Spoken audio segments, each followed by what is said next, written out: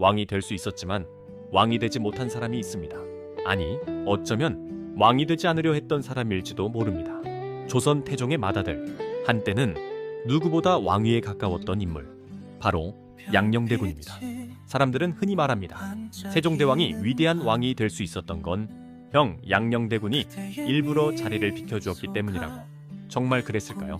조선의 궁궐은 겉으로는 화려했지만 그 안은 숨막히는 규율로 가득했습니다.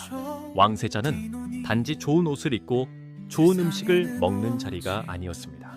새벽부터 밤까지 학문을 익혀야 했고 예법을 지켜야 했고 한마디 말과 하나의 행동까지도 늘 감시받아야 했습니다. 웃는 것조차 조심해야 했고 마음대로 걷는 것조차 자유롭지 않았습니다. 그 자리에 서 있던 사람이 바로 양녕대군이었습니다. 그는 태종의 장남이었습니다. 자연스럽게 세자가 되었고 많은 이들이 그가 훗날 조선을 이끌 왕이 될 것이라 여겼습니다. 하지만 양녕대군은 왕이 되기 위해 태어난 사람처럼 보이지 않았습니다. 그는 자유로운 기질을 가진 인물이었습니다. 딱딱한 예법보다 바람을 더 좋아했고 궁 안의 침묵보다 바깥 세상의 숨소리를 더 좋아했습니다. 공부만 붙들고 앉아 하루를 보내는 삶보다 말을 타고 들판을 달리며 사냥을 즐기는 쪽에 더 끌렸습니다. 궁궐이 정해놓은 길보다 자기 마음이 이끄는 길에 더 자주 발을 내디뎠습니다. 문제는 왕세자라는 자리가 그런 자유를 허락하지 않았다는 데 있었습니다. 태종은 엄격한 왕이었습니다. 왕의 자리는 한 나라의 운명을 짊어지는 자리라고 여겼습니다. 그 자리에 설 세자가 방종하고 가벼워 보여서는 안 된다고 생각했습니다. 그래서 태종은 양녕대군을 꾸짖고 타이르고 때로는 강하게 바로잡으려 했습니다. 하지만 양녕대군은 끝내 궁궐이 원하는 세자가 되지 못했습니다. 그는 자꾸 궁 밖으로 시선을 돌렸고 궁중의 엄격한 틀과 부딪혔습니다. 결국 조정 대신들의 우려가 커졌고 왕실 안에서도 이대로는 안 된다는 목소리가 높아졌습니다. 그리고 마침내 1048년 양녕대군은 세자 자리에서 물러납니다. 그 자리를 이어받은 사람이 바로 충녕대군, 훗날 세종대왕이 되는 인물입니다. 역사는 여기서 극적으로 갈라집니다. 한 사람은 왕이 될 길에서 물러났고 한 사람은 그 자리에 올라 조선을 대표하는 성군이 됩니다.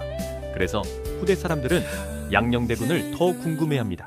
정말 어리석어서 밀려난 것인가? 아니면 동생이 더 큰 인물이 될 것을 알고 일부러 물러난 것인가? 이 질문은 오랫동안 사람들의 상상력을 자극했습니다. 형이 일부러 망가진 척하며 동생에게 왕좌를 내주었다는 이야기는 듣기만 해도 극적이고 인상적입니다. 하지만 기록은 조금 더 차갑고 담담합니다. 사료가 분명하게 보여주는 것은 양녕대군이 자유분방한 성품을 지녔고 세자라는 엄격한 자리에 잘 적응하지 못했다는 사실입니다. 그가 처음부터 치밀하게 계산해 동생에게 왕위를 넘기려 했는지는 분명히 확인되지 않습니다.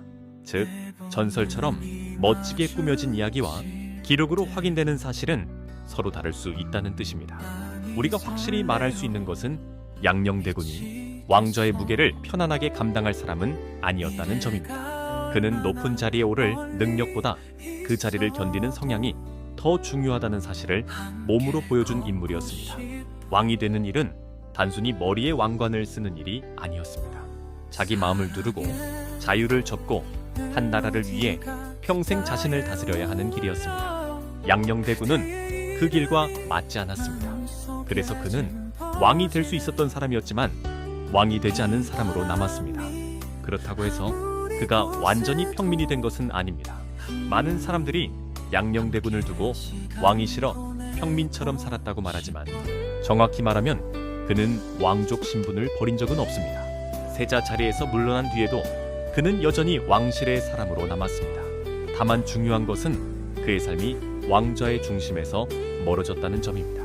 한때 조선에서 가장 높은 자리에 오를 운명이었던 사람이 결국 그 길을 벗어나 다른 결의 삶을 살게 된 것입니다. 이 장면은 우리에게 묘한 생각을 남깁니다. 사람들은 흔히 높은 자리가 가장 좋은 자리라고 생각합니다. 하지만 어떤 사람에게는 높은 자리보다 자기 숨대로 살 수 있는 삶이 더 간절할 수 있습니다. 양녕대군은 바로 그런 질문을 남긴 인물입니다. 왕관은 누구에게나 영광이 아니며 어떤 사람에게는 가장 화려한 자리가 가장 답답한 감옥이 될 수도 있다는 것. 그리고 어쩌면 그는 누구보다 먼저 그 사실을 알았던 사람인지도 모릅니다. 결국 양녕대군은 조선 역사 속에서 왕이 될 수도 있었지만 왕의 길과는 맞지 않았던 사람으로 남았습니다. 완전한 평민은 아니었습니다.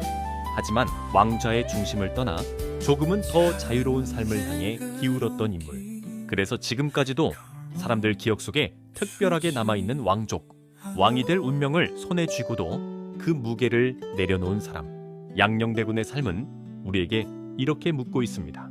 정말 행복한 삶이란 가장 높은 자리에 오르는 것일까? 아니면 자기 마음이 숨 쉴 수 있는 자리를 찾는 것일까?